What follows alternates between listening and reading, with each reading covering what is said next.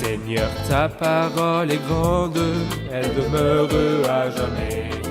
Ta parole est infaillible, rien ne peut la supprimer. Bienvenue chers spectateurs, c'est avec grand plaisir que je vous retrouve dans l'épisode d'aujourd'hui. Dans cette émission, toute la Bible, nous étudions tous les livres de la Bible, de la Genèse à l'Apocalypse. Dans notre étude du livre des Psaumes, le deuxième livre poétique de l'Ancien Testament, nous en sommes au deuxième psaume. De qui et de quoi s'agit-il? Nous le découvrirons dans l'épisode d'aujourd'hui avec notre invité, le serviteur du Seigneur, le frère Youssef Riyad. Bienvenue, frère Youssef.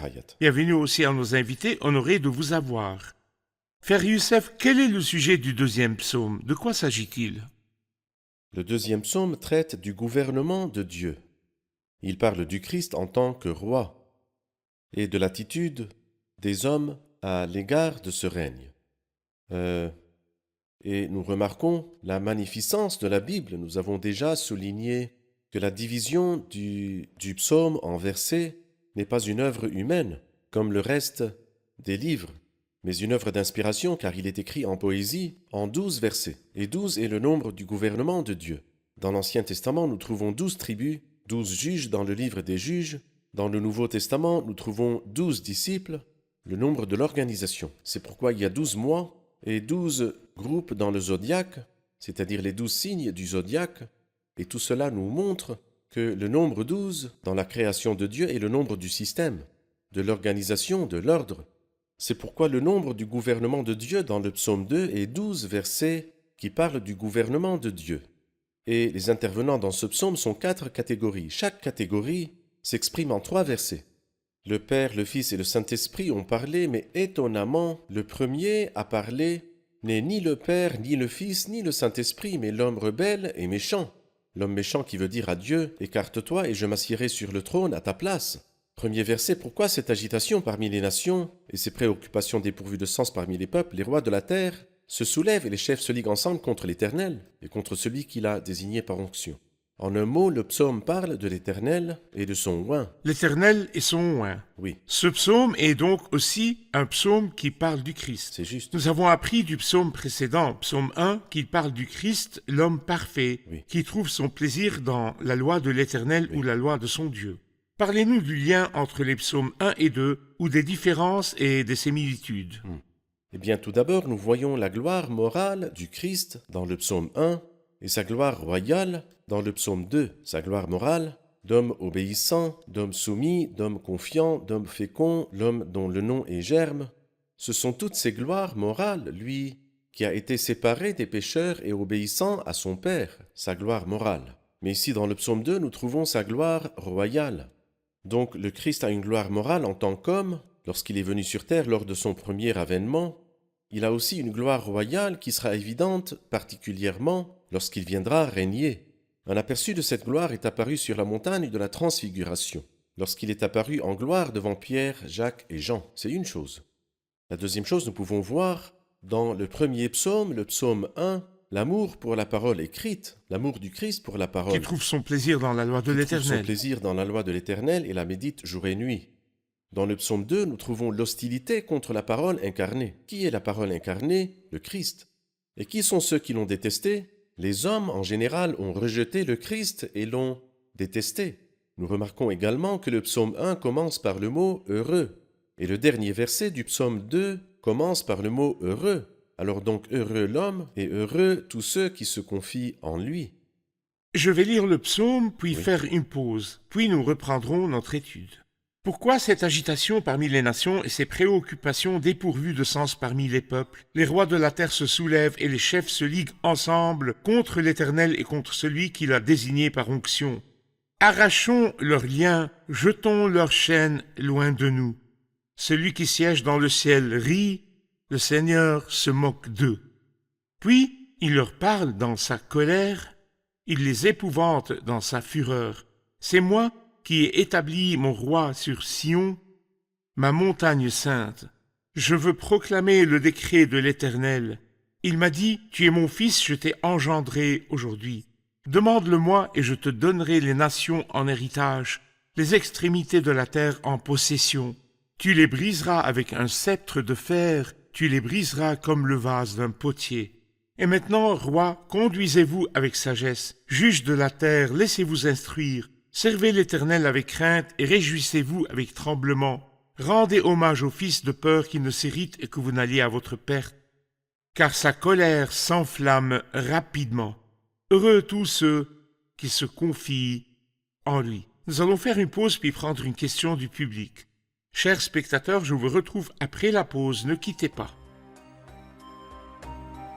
Nous vivons aujourd'hui, mon ami, dans un monde où chacun joue de son instrument seul, dans l'espoir d'être entendu.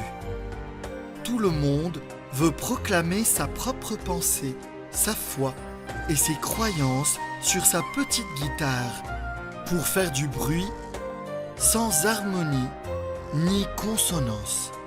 Mais prochainement, le théâtre sera éclairé et les projecteurs seront braqués sur le Seigneur Jésus-Christ lors de sa seconde venue.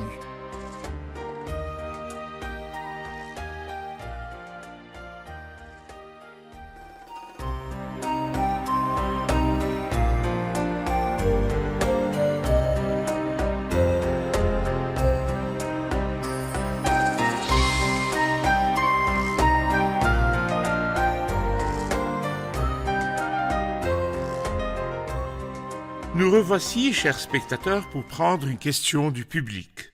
Les premiers versets du psaume décrivent un événement précis. Agitation parmi les nations, les chefs se liguent ensemble. S'agit-il d'un événement qui s'est produit à un moment précis et qui est rapporté ici, ou s'agit-il de la condition des chefs et des nations qui sont constamment contre Dieu et contre son oint?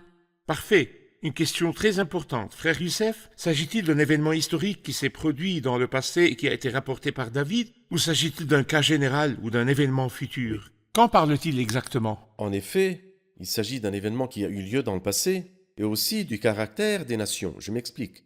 Si nous revenons au chapitre 4 des Actes, nous constatons que les apôtres ont dit « C'est toi qui as dit par la bouche de ton serviteur David, pourquoi cette agitation parmi les nations et ces préoccupations dépourvues de sens parmi les peuples? Il est bien vrai qu'Hérode et Ponce Pilate se sont ligués dans cette ville avec les nations et les peuples d'Israël contre ton saint serviteur Jésus. Cet événement s'est déroulé près de la croix. Agitation parmi les peuples et les nations. Toutes les nations, même Hérode et Pilate, sont devenus amis. Les Juifs et les Romains sont devenus amis. Tous ont conspiré contre le Christ. Mais là, c'est un caractère général. Et cet événement se répétera au moins 2 fois dans l'avenir. La première fois, quand le Christ apparaîtra.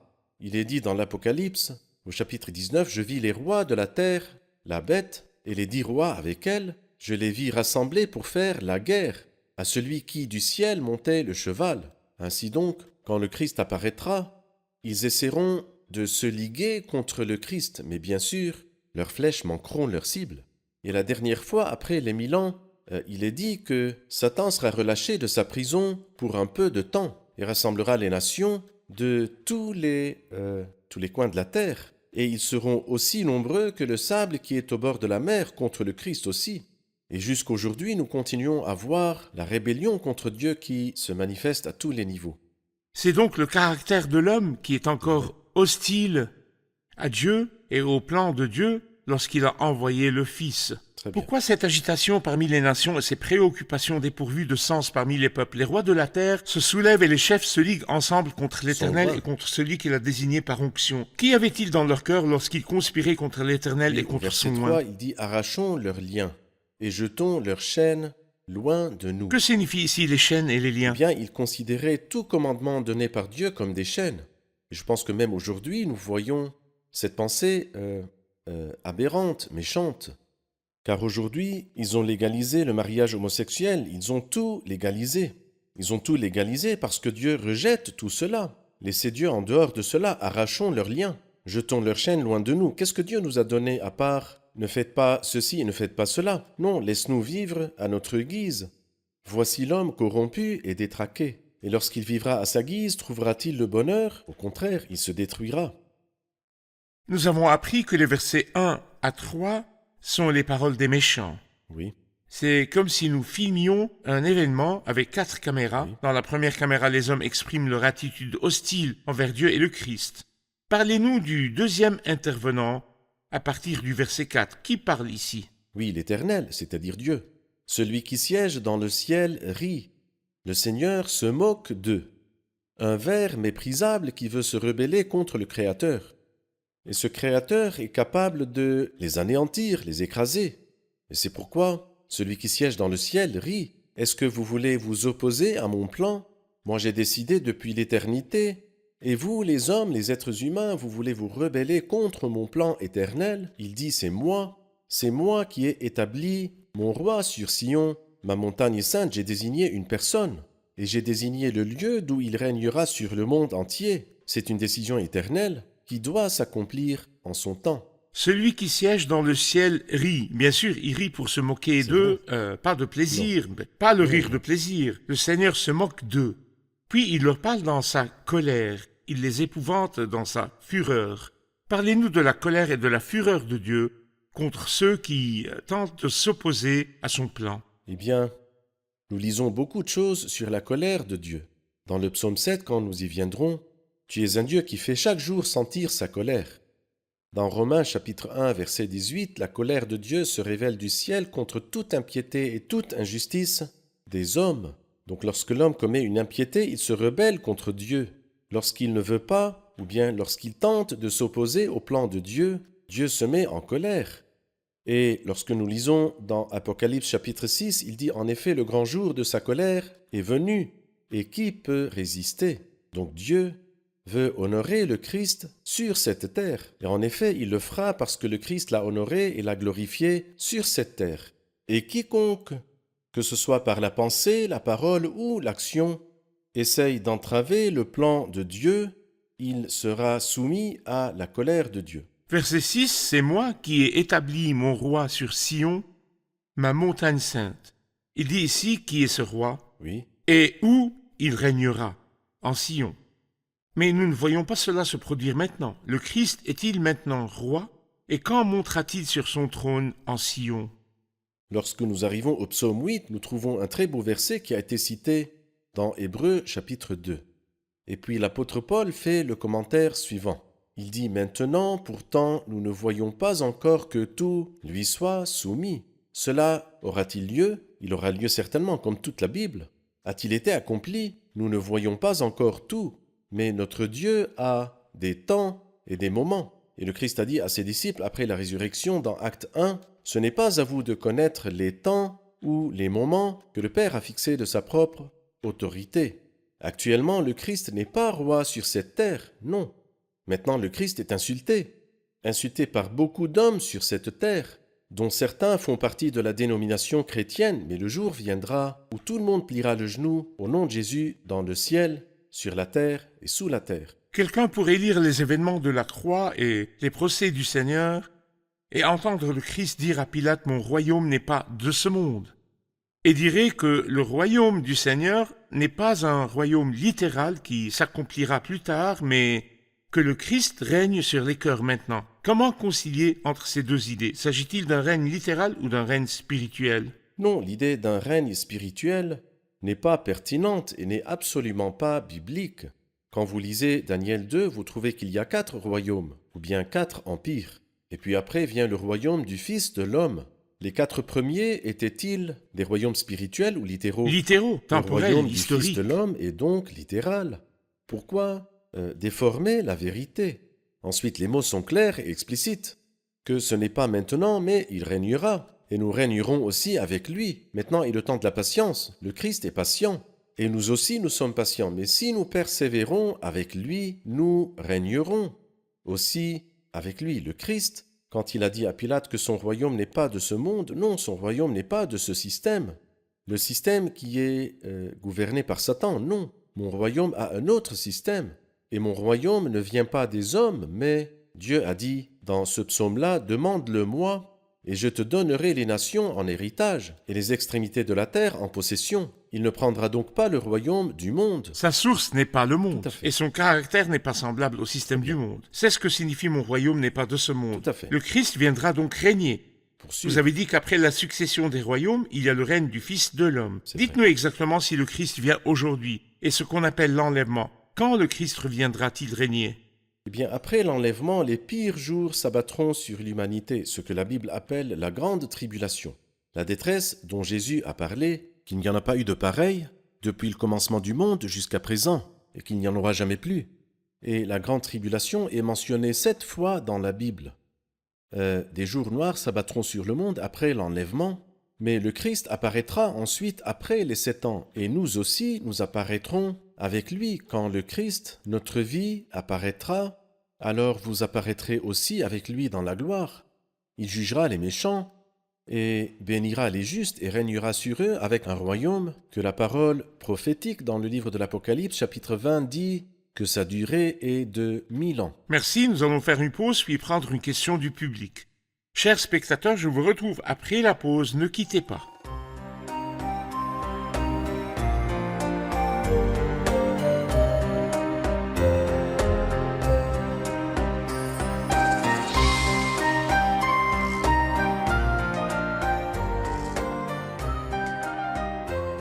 Nous revoici, chers spectateurs, pour prendre une question du public. Au verset 7, il est dit « Il m'a dit, tu es mon fils, je t'ai engendré aujourd'hui ». Que veut-il dire par « je t'ai engendré aujourd'hui » ? Que veut-il dire par « tu es mon fils, je t'ai engendré aujourd'hui » ? L'expression « je t'ai engendré aujourd'hui » renvoie au temps, aujourd'hui.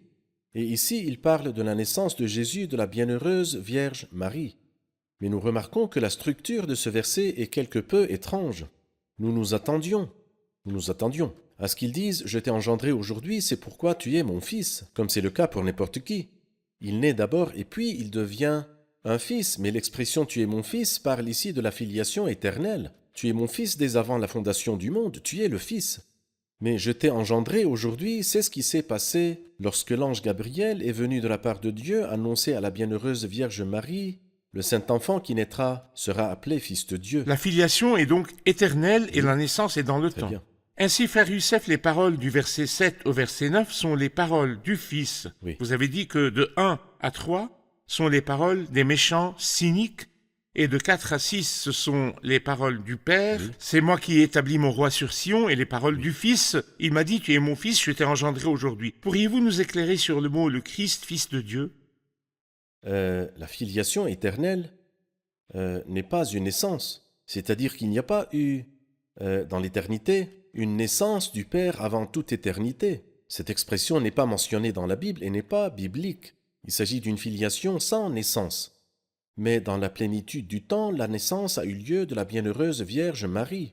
Il est écrit « Dieu a envoyé son Fils né d'une femme ». Alors donc la filiation est éternelle, alors que la naissance est un événement dans la plénitude du temps. Une naissance de la bienheureuse Vierge Marie sans semence d'homme, sans père humain. C'est pourquoi la naissance de la bienheureuse Vierge a donné au Christ le titre de Fils de Dieu, mais ici dans son humanité, alors que le titre de Fils éternel est un titre dans sa divinité.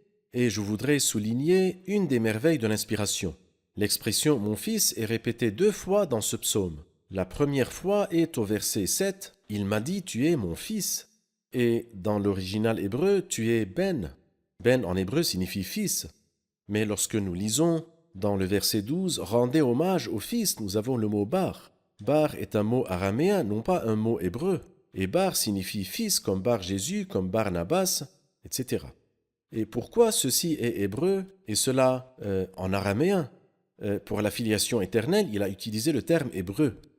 Et lorsqu'il parle de la filiation temporelle, rendez hommage au Fils, il utilise le terme araméen. En fait, les êtres humains ne comprendront jamais la filiation éternelle, mais vous savez très bien que le Christ n'est pas un simple homme, ni un homme ordinaire, il est le Fils de Dieu. Rendez hommage au Fils, soumettez-vous à lui, avant qu'il ne soit trop tard. Mais tu es mon fils, Ben, dès avant la fondation du monde. Donc, il n'y a pas d'enseignement biblique qui dise que Dieu a pris le Christ comme son fils, mais que Non. le Christ est le Fils de Dieu de toute éternité. Oui. Et la parole s'est faite homme, elle a habité parmi nous par une naissance dans le temps. Parfait. Tu es mon fils, je t'ai engendré Et la aujourd'hui. filiation est un état spirituel et non pas un acte Et physique. pas une relation Pas physique. une relation physique. La filiation est une relation spirituelle éternelle. Demande-le-moi et je te donnerai les nations en héritage, les extrémités de la terre en possession.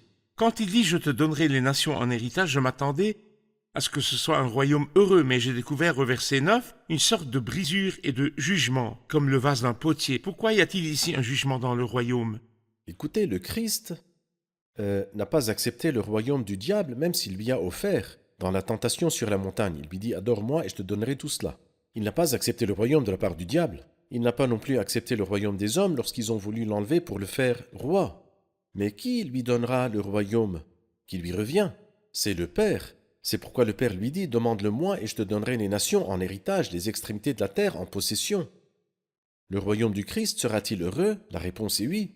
Et plein de joie? Bien sûr. Mais y a-t-il une sorte d'indulgence pour le mal? Moi, aujourd'hui, j'ai l'impression que nous avons besoin que le Christ règne, parce qu'il y a des méchants dans le monde et leur nombre est immense, et la main avec eux n'est pas une main de fer. Nous avons besoin de dissuasion contre Nous le avons mal. besoin de dissuasion. Lorsque le Christ régnera, l'Écriture dit « Tu les briseras comme le vase d'un potier ». Qui sont-ils? Les justes? Bien sûr que non. Qui sont-ils? Les méchants. Bon, l'élimination des méchants est-elle une bénédiction ou une malédiction? Une grande bénédiction. C'est-à-dire si nous pouvions purifier le monde de tous les méchants aujourd'hui, nous vivrions dans le bonheur et le repos. Mais malheureusement, où est la main qui est capable de faire cela? C'est la main du Christ quand il viendra pour régner. Dans la justice, un roi régnera alors conformément à la justice, et des chefs gouverneront conformément au droit. Cependant, cet homme juste, ou ce sceptre de fer, brisera les hommes. Il dit « Chacun d'eux sera comme un abri contre le vent et un refuge contre la tempête, comme un cours d'eau dans le désert, comme l'ombre d'un grand rocher sur une terre aride. Alors quel bonheur pour les justes dans le royaume du Christ. Quant aux méchants, ceux-là, le Christ les brisera, comme le vase d'un potier. » Ainsi, le caractère du royaume du Christ est la justice Très et bien. la paix. Le roi de justice C'est et de juste. paix. Parfait. Et les versets de 10 jusqu'à la fin du psaume sont les paroles de qui? Nous avons appris que de 1 à 3, ce sont les paroles des méchants, de 4 à 6, les paroles du Père, de 7 à 9, les paroles du Fils. À partir de 10 jusqu'à la fin du psaume, de qui s'agit-il? Qui parle? Le Saint-Esprit donne des conseils. Sur la base de tout ce qui précède, je vous donne un conseil à vous, les hommes, à vous, les êtres humains. Homme de bon sens, quel conseil puis-je vous donner? Conduisez-vous avec sagesse et laissez-vous instruire. Servez l'Éternel avec crainte. Réjouissez-vous avec tremblement. Rendez hommage au Fils, cela veut dire soumettez-vous à lui, de peur qu'il ne s'irrite et que vous n'alliez à votre perte, car sa colère s'enflamme rapidement. Heureux tous ceux qui se confient C'est une en lui. invitation à accepter le Fils. C'est vrai. Parfait. Merci, frère Youssef. Passons maintenant aux commentaires du public. Amen. Qu'avez-vous appris de l'épisode d'aujourd'hui? J'aime le fait que toute personne qui entrave le plan de Dieu sera tournée en dérision par Dieu et la colère de Dieu s'abattra sur elle. Parfait. Ce qui a fait la différence pour moi, c'est qu'aujourd'hui, les méchants ont beau tuer des gens et rire comme s'ils contrôlaient le monde, mais bien sûr, à la fin, celui qui rira, c'est Dieu, quand il régnera sur le monde et les brisera avec un sceptre de fer. Parfait. Nous avons beaucoup d'amis et de membres de famille qui sont loin de Dieu et qui s'éloignent de plus en plus de Dieu et disent qu'il n'existe pas, et ils le rejettent très fortement. Laissez-les faire ce qu'ils veulent. Mais un jour viendra où le Saint-Esprit s'occupera d'eux, il les rendra sages, et ils finiront par se retourner vers le Seigneur et le Rédempteur. Mais mon rôle le plus important, c'est de prier pour eux. Très bien. J'aime la manifestation claire de la Trinité. Il est très clair que le Père, le Fils et le Saint-Esprit avaient un rôle à jouer, même dans l'Ancien Testament. Parfait. Il y a colère et jugement. Mais pour échapper à la colère et au jugement, rendez hommage au Fils, acceptez le Fils. Acceptez le Seigneur Jésus comme votre sauveur personnel. Parfait. Merci et que Dieu vous bénisse. Merci, frère Youssef, que Dieu vous bénisse. Chers spectateurs, le message de l'épisode d'aujourd'hui aux chefs, aux autorités et aux rois. Rendez hommage au Fils de peur qu'il ne s'irrite et que vous n'alliez à votre perte. Acceptez d'abord le Christ comme sauveur, puis entrez dans une relation d'amour avec lui en tant que Seigneur et Sauveur, avant le jour où il apparaîtra comme le roi des rois et montera sur son trône. À ce moment-là, il s'assiera sur son trône de gloire et jugera les vivants. Roi, chef, vous qui exercez l'autorité maintenant, il n'y a pas d'échappatoire à la colère à venir si ce n'est en acceptant le Christ comme Seigneur et Sauveur, car il est le roi des rois qui reviendra bientôt. Je vous retrouve dans le prochain épisode. Que le Seigneur soit avec vous.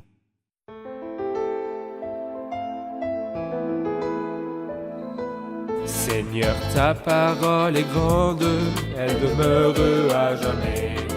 Ta parole est infaillible, rien ne peut la supprimer.